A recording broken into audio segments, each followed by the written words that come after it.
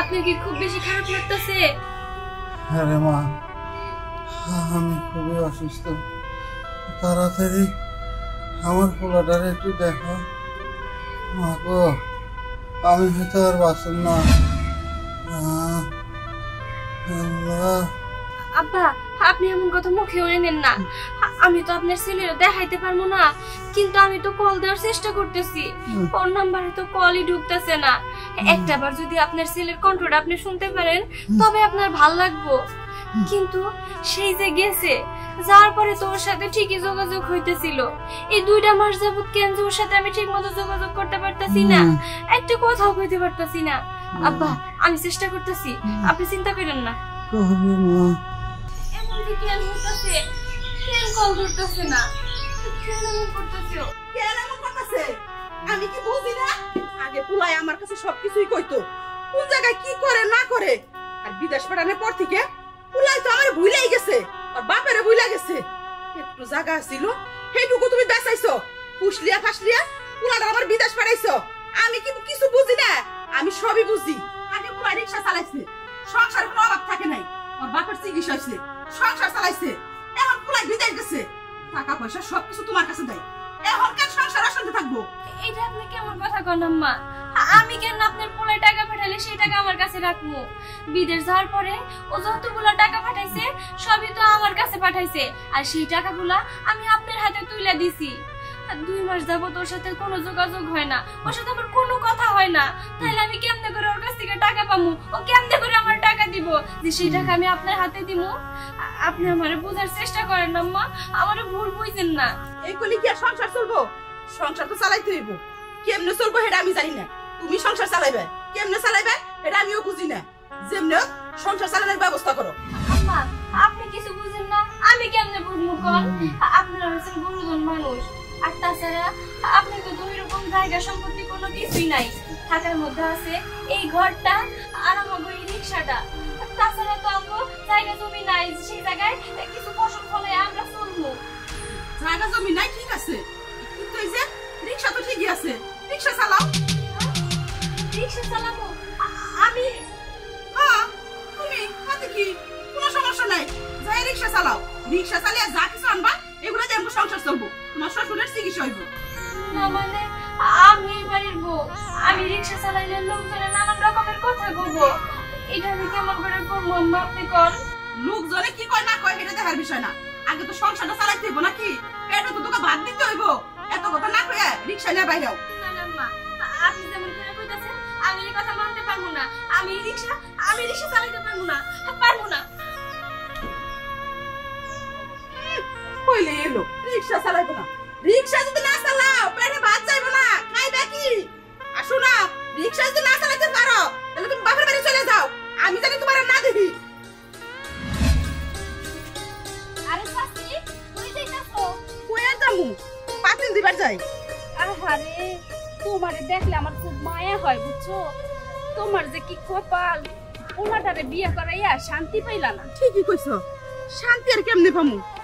পোলাটা যা রিক্সা চালাইছে সংসার কোনো মতো চলছে। পোলাটারে বৌমা কি করলো জানো? ফুসলিয়া ফাসলিয়া জায়গাটা বেচিয়ে বিদেশ পাঠাইলো। টেহার মুখ দুইটাও দেখি না, কি আর করমু কও? কি আর করবেন, ভিক্ষা করবেন। 2 দিন পরে থালা নিয়ে ভিক্ষা করতে বেরোইবেন রাস্তায় রাস্তায়, বুঝছেন? শুনেন, এখনো সময় আছে, নিজেরা একটু শক্ত হন। এই যে আপনার পোলা বাহিরে চলে গেছে, কোনো খোঁজ খবর আছে? নাই কোনো খোঁজ খবর। তাই কইতাছি কি, আপনার পোলার বউরে এইভাবে ঘরে বসে রেখে কোনো লাভ আছে? কি আর করমু কও? আমি কতবার কইছি কাজ কাম করো, হে আমার কি কয় জানো? ও আমি বাড়ির বউ, আমি আর কি কাম করুম? বাড়ির বউ কইয়া কইয়া পার উপরে পাও তুইলা খাইতেছে, এটা আপনি বুঝেন না কেন? শুনেন, সেদিন আমি আমার বাপের বাড়ি গেছিলাম, ওইখানে দেখলাম একটা মহিলা রিক্সা চালাইতেছে। মহিলারা যদি রিক্সা চালাইতে পারে তাহলে আপনার পোলার বউ পারবো না কেন? কইতাছে আপনি কত একটা রিক্সা আছে, আপনি ওইটা আপনার পোলার বউ চালাইতে পারবেন। হ্যাঁ ঠিক কথাই কইছো, কিন্তু এও কথা কইছি আমি, বাড়ির মধ্যে রিক্সা আছে না, এই রিক্সাটা তো আমার পোলাই চালাইছে, তুমি চালাও, সংসারটা আমাকে ভালো চলে যাইবো। হ্যাঁ হে আমার বারবার খালি এক কথাই কয় যে আমি বাড়ির বউ, রিক্সাও চালাইতে পারবো না। জোর করতে হইব, জোর না করলে কাজ হইব না। আমি আপনার ভালো চাই, এই যে মেয়ে এতদিন কথা বললাম, আমি খেলাম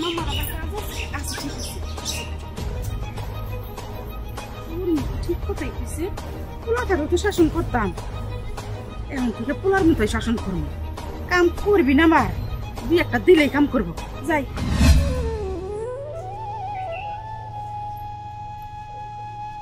কি গো বৌমা, তুমি এই পোশাকে কই যাইতেছ? আব্বা, আমি রিক্সা নিয়ে বেরোবো, তাই আমি রেডি হয়ে বেরোইলাম। আপনি আমার দোয়া করে দিয়েন, আমি যেন ঠিক মতো এই রিক্সার কামাই দিয়া আপনি চিকিৎসা করতে পারি।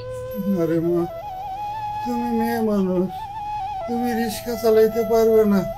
আমি অসুস্থ হয়েছি তো কি হয়েছে, আমি আমি নিজে রিক্সা চালাবো।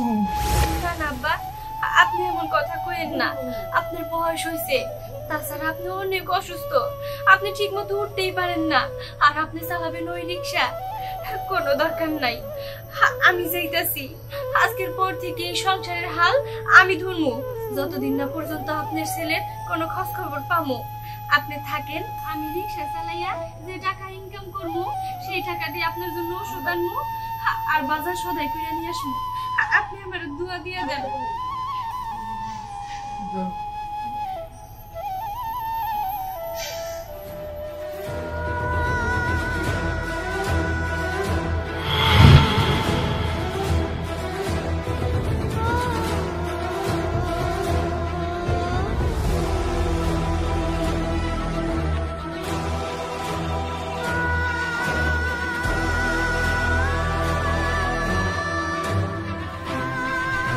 বলছিলাম কি, এত কষ্ট করে রিক্সা চালান কি দরকার আপনার?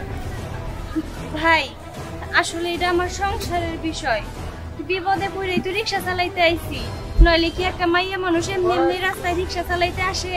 ওসব সংসার বাদ দিয়া আমাগরে তো মাঝে মাঝে একটু সংসারেতে রিক্সা চালানোর কথা কইয়া সময় দিলে তো অনেক টাকা পাওয়া যায়। মানে কি কইতে চাইতেছেন আপনি?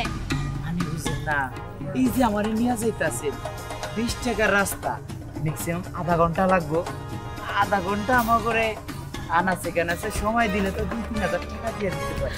চুপ করেন, আপনি আমার রিক্সা দিয়ে নাই বাজার, আপনি তো মতো পেছেন স্যার, আমার রিক্সা আমি চলতে পারবো না, নামেন কইতাছি। বাবা নামেন, 1.5 টাকা রিক্সা চালাও, আবার কম নামেন, যুবতী মাইয়া রিক্সা চালাও, আমার খারাপ লাগছে, এলে কইছি নাহলে একটা কাজ কর, তুমি আমার বিয়া করে ফেলাও। চুপ করেন, আমার স্বামী আছে, আমি কারো বিয়ে করতে পারবো না, আমার ভালোবাসার মানুষ আছে, আর তাছাড়া আমি আমার সংসারের জন্য কষ্ট করতেছি। যান তো, আপনি এখান থেকে যান, আপনার ভাড়াও আমার লাগবে না।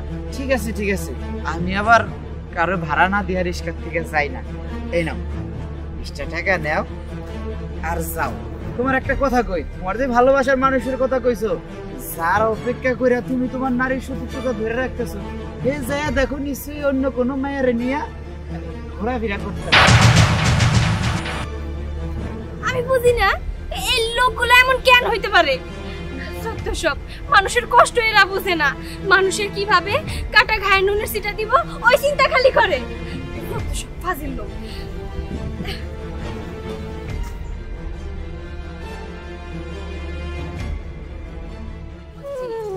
এইভাবে চলা যাবো না, এইভাবে চললে নানান রকমের মানুষ আমার নানান রকমের কথা বলব।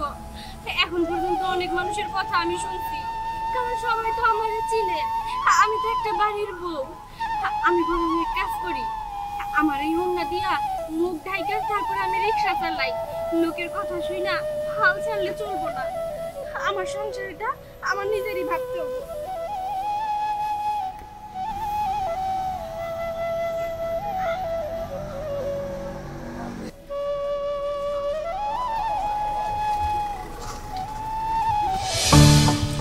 একটা রিক্সাও দেখতে পাচ্ছি না।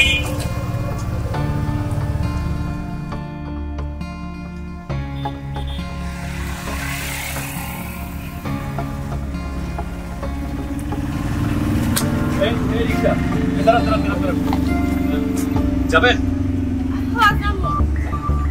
ঠিক আছে।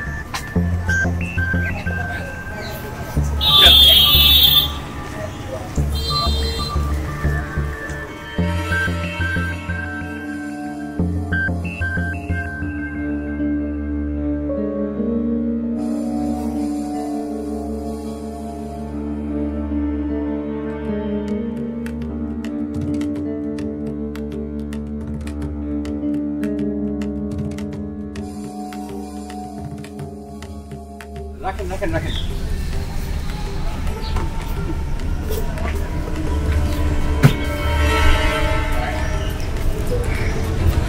এই যে আপনার ভাড়া।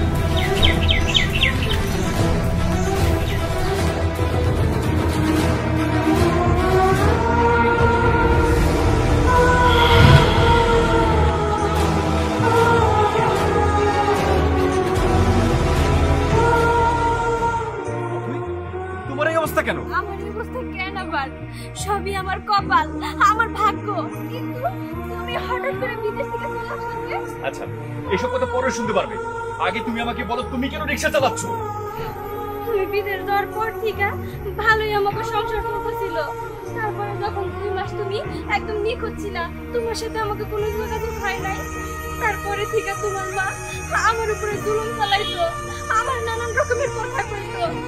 আর শেষমেশ সেই রিকশা নিয়ে সে আমার বাধ্য করছে যেন আমি রাস্তায় রাস্তায় রিকশা চালিয়ে সেই সংসার চালাই।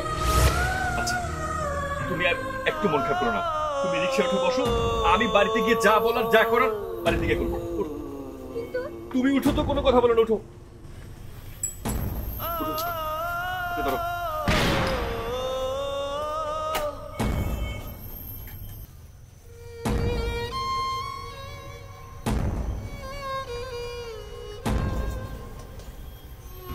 দেখছো কামটা আমি ঠিক করছি না?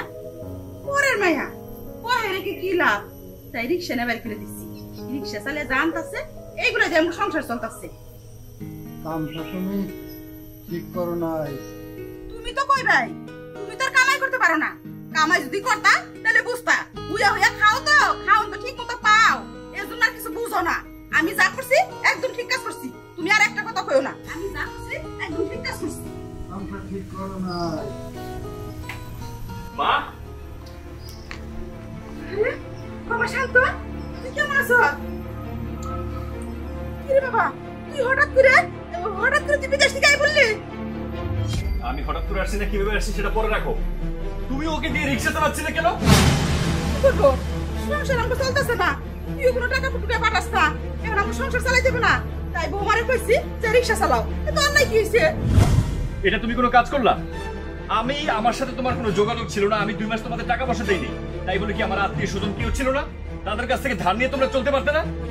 আমি 2টা মাস আমার পাসপোর্ট সবকিছু কাগজপত্র হারাই ফেলছি। আমি ওখানে এয়ারপোর্টে কি একটা ঝামেলার মধ্যে ছিলাম, আর এই সুযোগে তুমি আমার বউকে দিয়ে রাস্তার মধ্যে নামাই দিয়েছো রিকশা চালানোর জন্য। ছি মা, এতটা নিচে নামতে পারলে তুমি? বাবারে, আমি তো মনে করছি এই 2 মাস তুই খালি বৌমার কাছে টাকা টুকা পাঠাইছ। বৌমা তোর কাছে কোনো টাকা টুকা দেয় নাই। তাই ভাবলাম বৌমা যে রিকশা চালায়, বাবা অসুস্থ, সংসার আর চালাইতে পারি নাই। টাকা দরকার, তাই তো? সামান্য টাকার জন্য তুমি তোমার নিজের ঘরের বউকে কি রাস্তা দেখাচ্ছ রিকশা চালানোর জন্য? জানো তোমার কত টাকা লাগতেছে? আজকে আমি তোমাকে দিচ্ছি। লাগেজ ভর্তি টাকা আছে, তোমার যত টাকা লাগে টাকা দিয়ে প্রয়োজন একদম শাড়ি কিনে ঘরের মধ্যে সাজে বসে থাকো। এইভাবে তুমি মায়েরে বইলো না। যতই হোক সে তো মা, না হয় একটা ভুল কইরা ফেলাইছে। আসলে কি করবো কও, তার তো বয়স হইছে, সে তো আর রাস্তায় বেরিয়ে আমার মতো রিকশা চালাইতে পারবো না। তাই হয়তো আমারে কইছে, আমি কিছু মনে করি নাই। এই তুমি চুপ থাকো। তোমাকে সে রাস্তায় পাঠাচ্ছে রিকশা চালানোর জন্য। সে আমার আত্মীয় স্বজন, আমার মামা মামি কেউ ছিল না, তাদের কাছ থেকে টাকা নিয়ে চলতে পারতো না? এই বাড়িতে আর এক মুহূর্ত না, দু চোখ যেদিকে যায় তোমাকে নিয়ে চলে যাবো। চলো আর শোনো, এই হচ্ছে তোমার টাকার ব্যাগ। যত টাকা লাগে যেখানে খুশি সেখানে ব্যবহার করো। চলো আমার সাথে। আমি যাবো না, তুমি আসো এখানে দাঁড়াও। দেখো তুমি যদি এরকম পাগলামি করো আমি এটা মাইনে নিতে পারবো না। এইবারই আমার সংসার, এইবারই আমার সব, এইবারই ছেড়ে আমি কোথাও যাবো না। মা বাবার দেখে আমি কোথাও যাবো না। তুমি চলে যাও, হলে তুমি যাও, আমি যাবো না তোমার সাথে। দেখো দেখো, আর কিছু শিখো। আমি বাড়িতে ছিলাম না বলে আমার বউকে তুমি একটা চাকরানির মতো রাস্তায় নামাই দিচ্ছ সামান্য টাকার জন্য। আর সেই চাকরানি মেয়েটা তোমাকে নিজের মা মনে করে তোমাকে ছেড়ে যেতে চাচ্ছে না, আমাকে বাড়ি থেকে বের করে যেতে বলছে, আর তোমাকে আগলে রাখতে যাচ্ছে। সত্যি বৌমা, তুমি এইবারের যোগ্য বউ। আমি কখনো ভাবি নাই যে আমার ছেলের অবর্তমানে তুমি আমাকে দেখাশোনা করবা, এই সংসারের দায়িত্ব নিবা। তুমি সত্যিকারের বউ। বৌমা, তুমি আমার মাফ করে দাও। না মা, আপনি আমার কাছে মাপ চান না। আপনি তো আমার শাশুড়ি না, আপনি তো আমার মায়ের মতো।